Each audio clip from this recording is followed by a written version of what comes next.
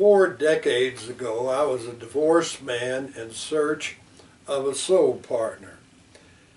After I would go to different workshops. I went to Indiana, Michigan, Illinois, North Carolina, Minnesota, California, South Dakota, and I was searching.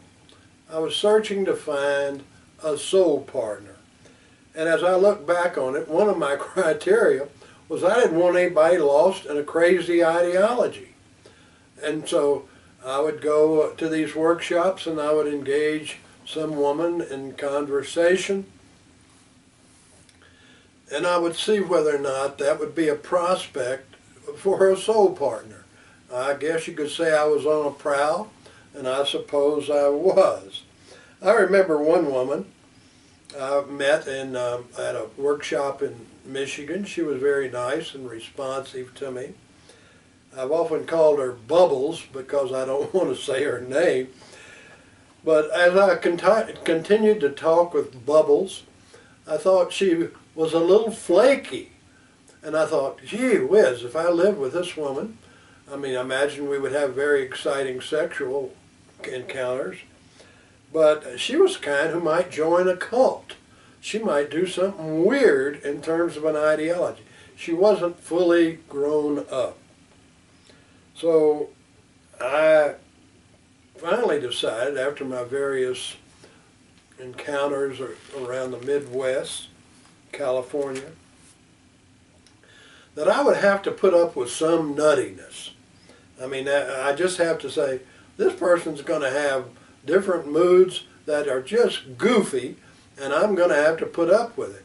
So if they want to go to some religious institution on a Saturday or a Sunday or whenever the service is held, I'm just going to have to blink, read the New York Times, and drink my coffee and have a good time of solitude. I was going to have to adjust if somebody wanted a God fix and go in and worship at some temple or mosque or church or whatever. And then I met my wife of 38 years now, and I remember questioning her in my quest, as I remember asking her about religion, because I had this dread, oh my gosh, she may be some fundamentalist. She has all the parts, she's beautiful, and is vivacious, has a great attitude. Oh my, she might be lost in some fundamentalist ideology. And then I was shocked that she was more articulate than I was about religion and ideology. So I would ask her, well, what about politics? What are your thoughts on those? She never has been very much of a political person, but she can recognize an ideology. When someone has put themselves in a narcissistic box and has stopped thinking, stopped growing, stopped creating, stopped learning, stopped appreciating, and stopped living out of gratitude. So, as I often say, she talked me into marriage, which is a lie, but I like to say that to show that I'm not a total wimp in my love for her.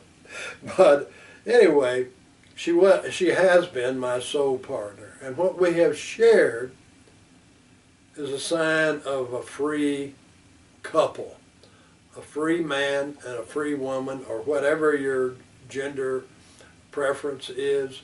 We have shared beauty. We have gone to art museums. Daily we notice the beauty of the clouds, the beauty of nature, the beauty of spring, the beauty of winter, of snowflakes. We appreciate beauty.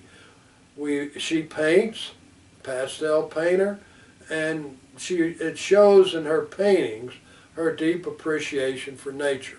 I recall one of our first walks, I thought I was the great prophet of nature, and I would point out something as a teacher would.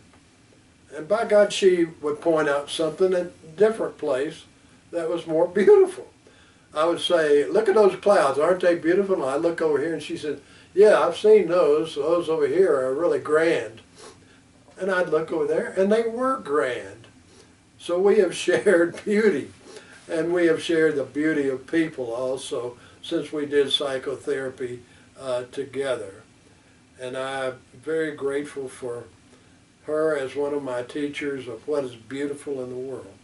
We've also shared about truth and a quest for truth and quest for rationality and the quest for a balanced thinking philosophy that is not confined but is open to learning of all sorts.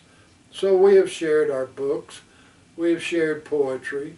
By the way, we've also shared music. We've shared different things in terms of beauty and truth because we're both committed to growth. And we've talked about justice because I've seen in every one of our 38 years, probably in every week of our 38 years, there has been injustice. There has been racism. There has been rabid nationality cults. There has been ethnic cleansing somewhere in the world. And we've talked about justice. And that's what soul partners in their freedom do. Beauty, truth, justice, goodness, how people are kind in so many different ways.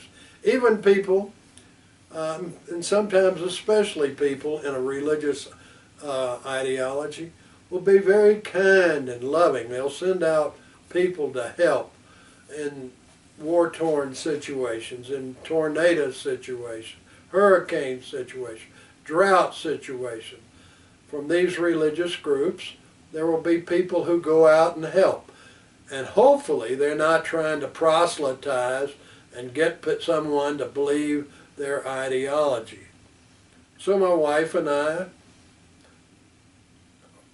have shared all manner of beauty, truth, justice, goodness, and we have shared great love. And there I will not elaborate because it gets to be very private and personal